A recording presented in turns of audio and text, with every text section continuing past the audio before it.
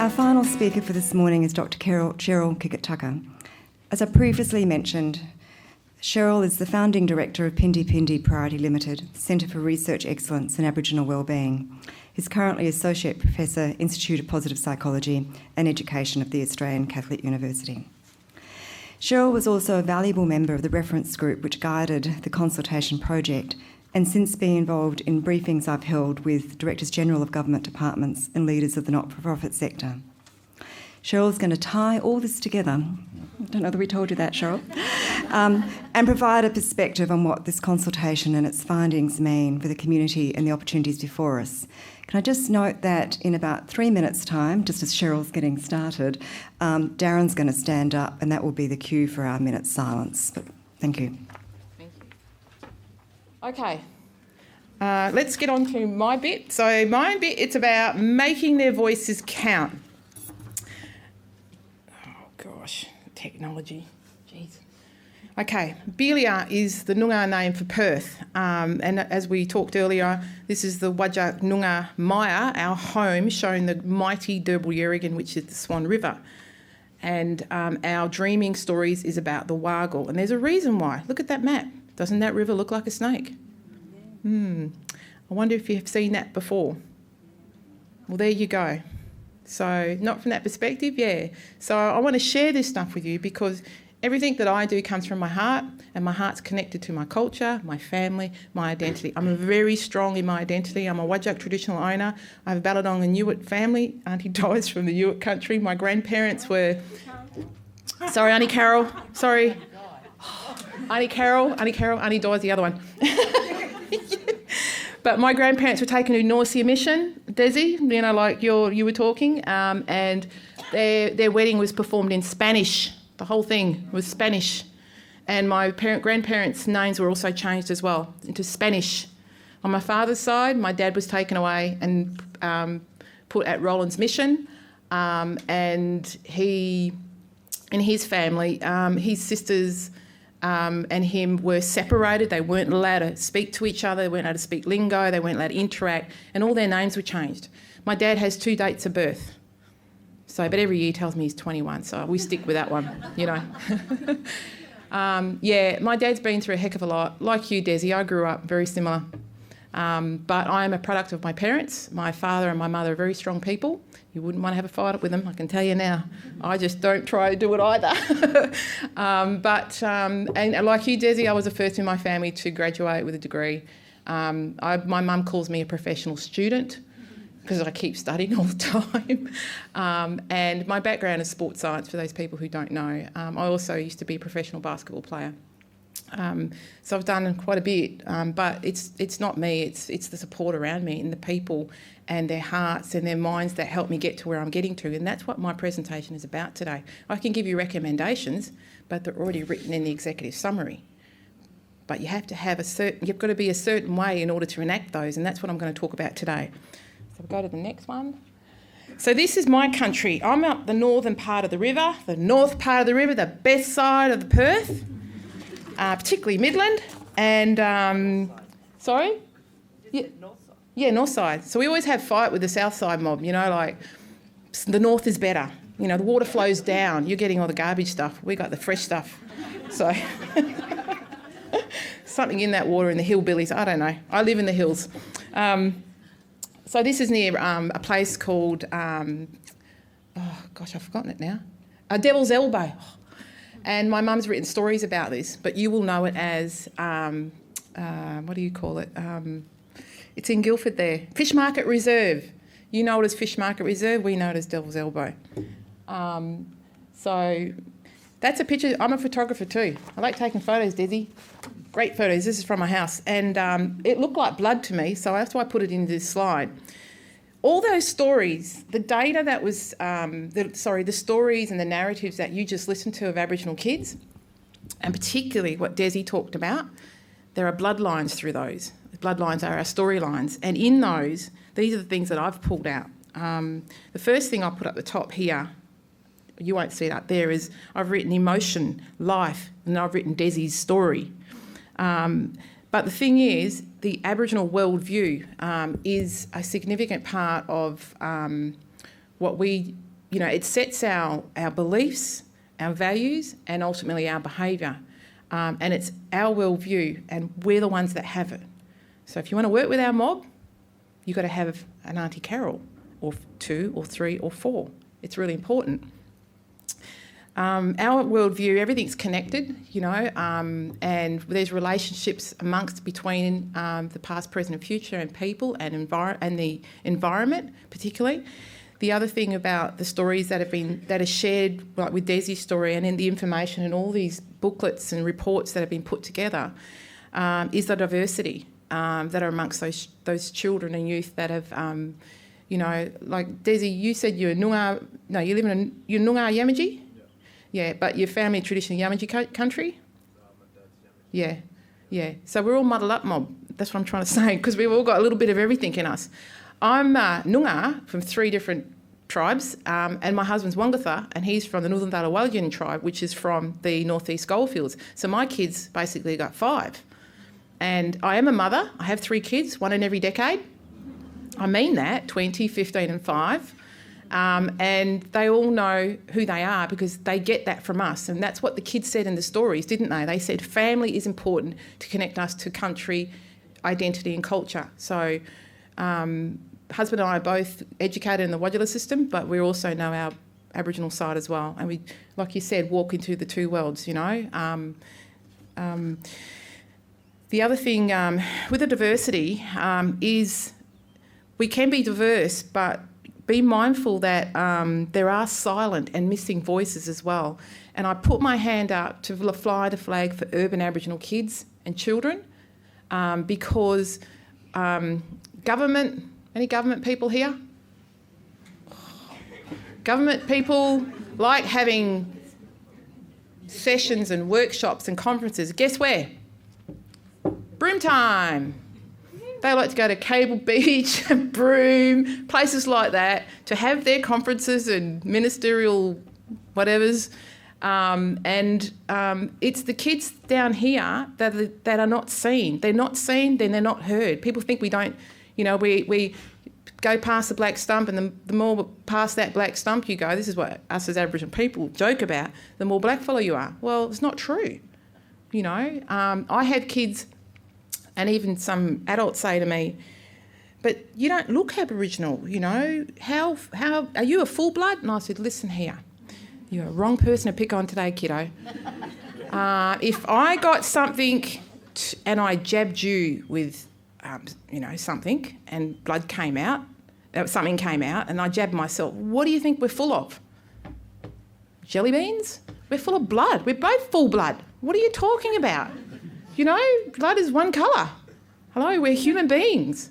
So that's the way we try and teach these kids, with a bit of humour, because that's one of our life skills, is get through our lives with humour. It keeps us, because we have a good old yarn. But that's one of the ways we try and teach our kids. So the diversity is really important, and to not forget, people don't look a certain way doesn't mean they're not Aboriginal. Aboriginal people, the unseen things make up our culture. The other things that come through the bloodlines of the stories that the kids have talked about is, and some of the adults particularly, is the community ownership and involvement. Without community, there's no structure, there's nothing. And within those structures and in your policies and procedures, they better be culturally secure and inclusive. So those kids who don't look Aboriginal, these programs that you're running must be inclusive of those kids as well. And they must be culturally secure. And what does that mean? Well, everyone hears that word cultural awareness, yeah? What does that mean? I'm culturally aware, but I ask you, what the heck are you going to do about it? So there's a continuum, actually. It's cultural awareness, cultural safety, cultural security, cultural sustainability. How is your organisation going to get to the end point? You can only do that with Aboriginal people, using a worldview, acknowledging the diversity and having that community ownership and involvement. The thing for us too, we're a holistic mob. Everything impacts everything we do. So there's a lot of relationships and linkages between our education, our health, mental health, employment outcomes and wellbeing. All those things impact. We believe in and we practice the relationships of the past, the present and the future. in everything that we do, our daily life, our belief systems, how we hold ourselves in public, how we do things at home with our families. The big one for us as well, everything's connected in terms of our kinship groups. So we can talk about nuclear families, but they don't really kind of exist for us. We have kinship groups, and kinship groups are large, like big time. Every time we go somewhere, I'm always finding someone, and I'm pretty sure I'm related to these two guys. We're just working it out, actually, that someone's, that we're all related to each other. So that's why I had to go and marry a man from the northeast goldfields because I'm not related to him. And it happened to be that I met him at a basketball competition, so it worked out well. The bloodlines of the kids that were talking, everything they say, particularly with Desi's presentation, very honourable and very sincere, Okay, next one. I talk a lot. I'm going to have to quickly move because we're going to get going. What do kids want from you, okay? From all of that information, like I said, there is an executive summary, and on page 17, there are 8 key strategies in this booklet here. Have you got this one? On page 17. You can read those at your own time, and you've got a great team from the Commissioner for Children and Young People, with the Commissioner here leading and Darren on the side over here, who can help talk to you more in detail, and also with Auntie Carol and Swan Alliance and all the other groups, about how to implement those key strategies practically in your organisations. But what I'm going to talk to you today about, what kind of person are you in order to make that happen? You have to be a certain person, right? One of the things that the kids say in that executive summary is on page 13, and it says, the concern of the kids, and it's been brought up by Jude, was their views about their community and about themselves were not always heard and respected by adults. What's the first thing that kids want? Deep listening. Does anyone know what deep listening means? Well, I took a bunch of people to Cartagara, which is Kings Park, and there's a waterfall feature there near the Women's Memorial, and I stood them all on the bridge there, and there was one Aboriginal lady and 2 Wadjala ladies, and I kind of had my bias as to how this would work out, and I said there, now stand there on that bridge, close your eyes and just listen to that water for 3 minutes. Well, the Aboriginal ladies stood there, well past the 3 minutes. The 2 non-Aboriginal ladies didn't last like 15, 20 seconds. So to really know who we are as people, you've really got to shut down and really allow all your senses to be penetrated by the things that we say and by the words and our body language and our aura. Otherwise, you will never know what it's like to stand in our shoes. You will never understand that worldview.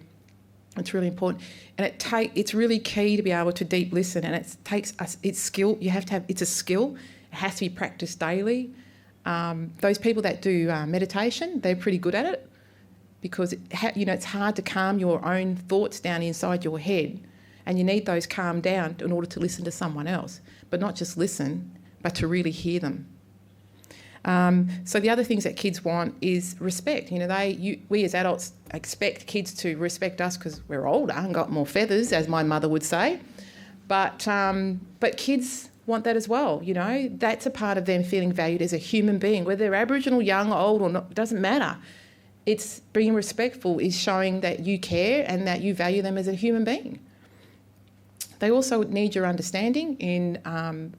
Like, for instance, today, you would never have known Desi's story if he hadn't told that to you. When I go to the shops, where I live, people got no idea of my story. Have got no idea. I used to be a pro basketball player. I used to play in the States. I have a PhD, that blah, blah, blah, blah, Got no idea. So, those stereotypes that come in there really are not good for us. Our kids also need your empathy too, to actually feel what they feel, and you can't do that if you can't deeply listen.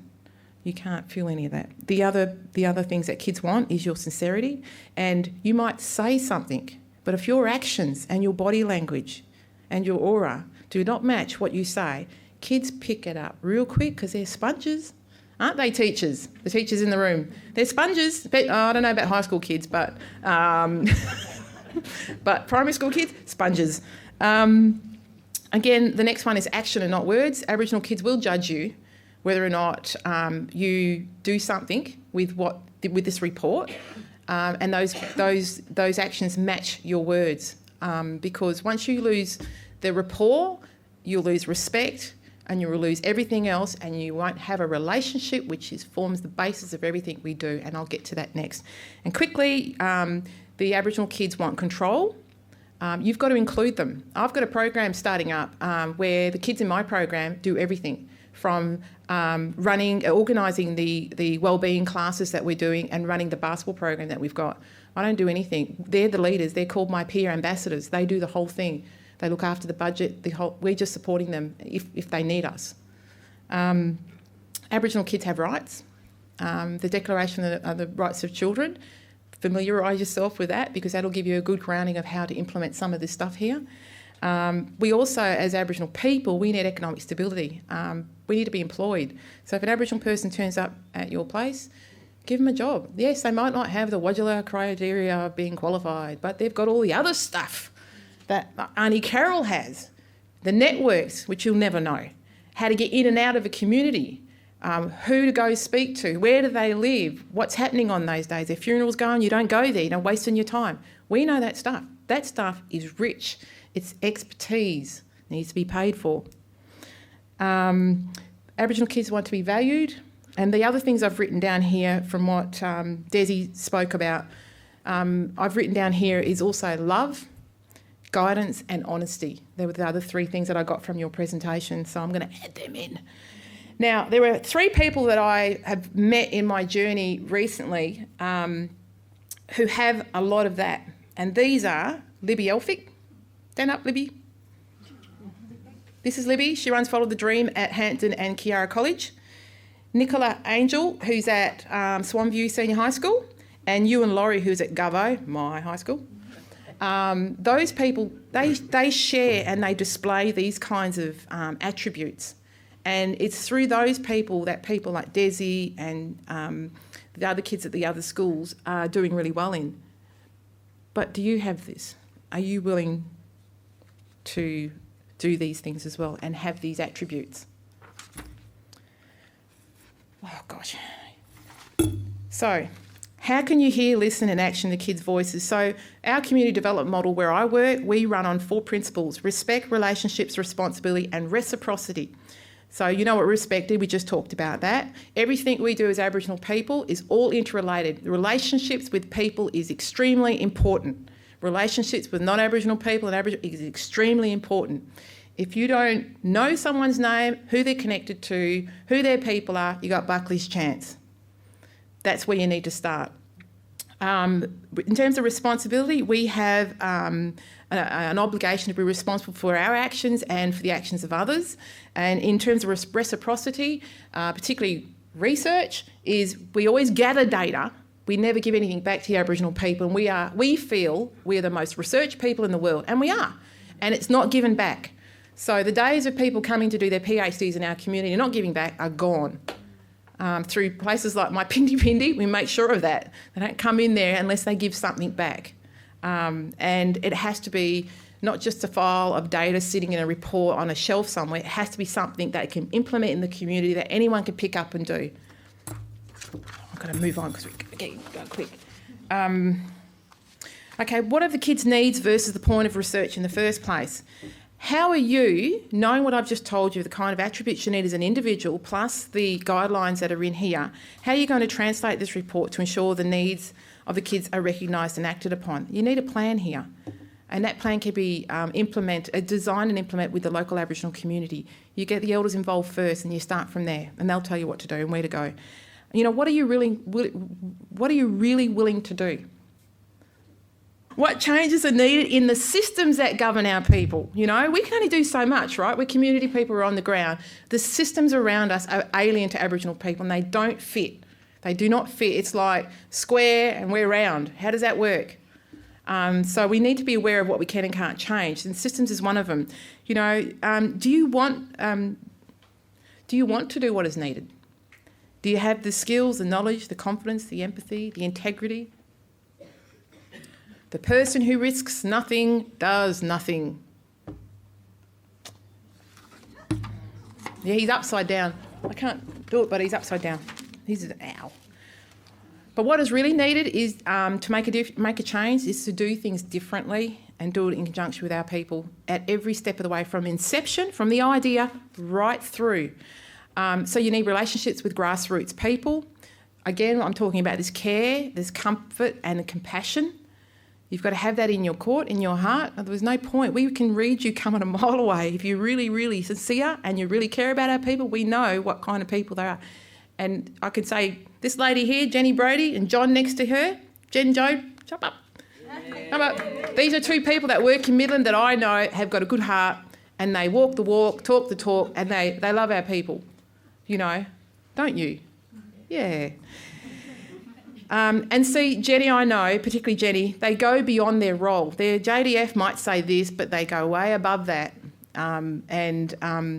I can also say the former principal at Murich Community College, Bernie O'Hara, some people might know him. He was a school teacher and a principal. He was one of those people that went beyond his role, where he drove the buses in and out to drive the kids, and he was getting skinnier and skinnier. And I said, you got to draw the line somewhere. You know, you can go above your role, but you know, there's a point.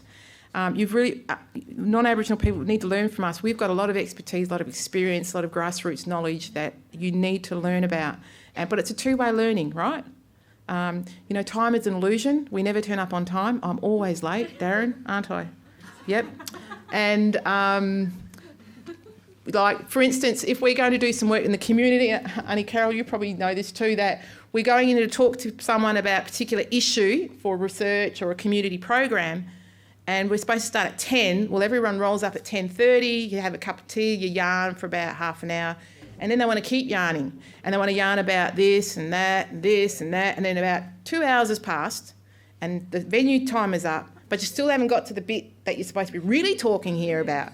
But you can't throw anyone out the door, and if an elder's talking and they keep going and they go and they keep and they go and they go, because they're very isolated people, you can't cut them off.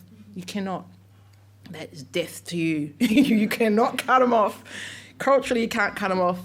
You just got to let him go. But what happens is it buggers up the plan, and then the funding body growls at you because the timeline has exploded out. So, but that's a practicality of what we do, and you have to manage that in some way.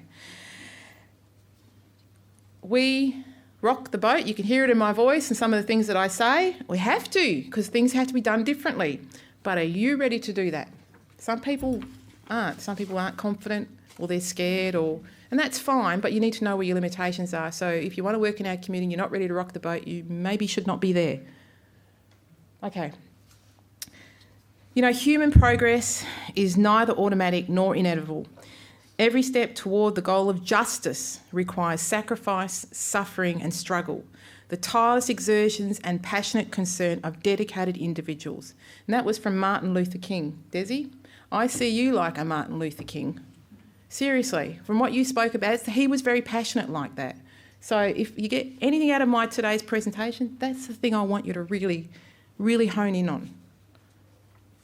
Because behind that message is someone watching. It's an Aboriginal kid. He's watching and observing. And almost lastly, I'm going to give you some inspirational things to pep you up a bit to think about. We're only visitors here to this time and this place. We're just passing through, Our purpose here is to observe, to learn, to grow, to love, and then we return home. So our time is limited. What are you going to do with that time? How effective can you be? And I really like this one. If you've got no love in your heart, you've got nothing. No dreaming, no story, nothing. Do you have love in your heart for our people? Are you willing to make those sacrifices and make that change and work with our mob? And border means I'll catch you later, because we'll all come around again. Thank you.